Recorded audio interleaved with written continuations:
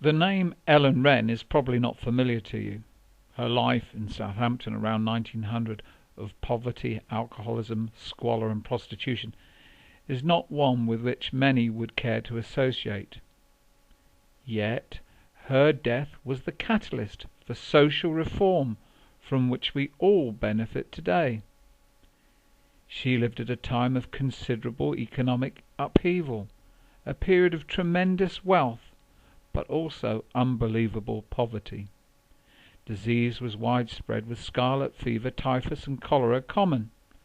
520 out of every 1,000 children died before their 5th birthday. It is a sobering thought that in 1890 the population density of Southampton was higher than London. Ellen was born into a family of 8 in Shirley, Southampton in 1847. By the 1870s she had drifted into criminality and forced to support herself through prostitution. Before the Contagious Diseases Act, prostitutes in Southampton tended to be in their early 20s. Many of them were migrants from the surrounding countryside, and the research by Judith Walkowitz has shown that a large number came from disrupted families or were orphans. The absence of a strong parental figure may have made these women less submissive than their peers, who grew up under pressure to become angels of the hearth, the Victorian ideal of womanhood. Certainly many locals commented on the wilful independence and impulsive character of streetwalkers. Ellen Wren had frequent brushes with the law, including charges of drunkenness and violent assault, with one newspaper labelling her an old offender.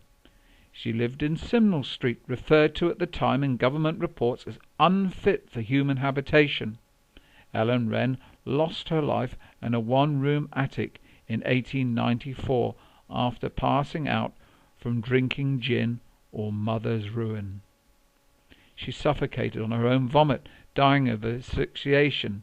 Such was the overpowering stench from Simnel Street that the smell of Wren's decomposing body was unnoticed until her landlord came to collect the rent days later.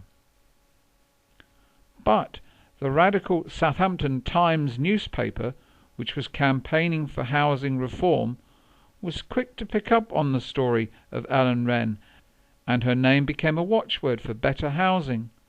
An editorial in 1894 called for the prevention of people from dying in any house like dogs under such horrible conditions, and as publicity grew, questions were asked in the Houses of Parliament.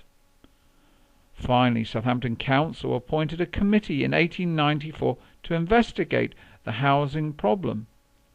It devised the Southampton Improvement Scheme 1894 to enact the powers of the National Housing of the Working Classes Act of 1890, and over the next 20 years the old slums, like Simnel Street, were progressively demolished, giving way to more council-run accommodation. The body of Ellen Wren lies in an unmarked pauper's grave along with 20 other corpses. A commemorative blue plaque is one reminder of her life and death contribution to social reform, but her real testament is all around us.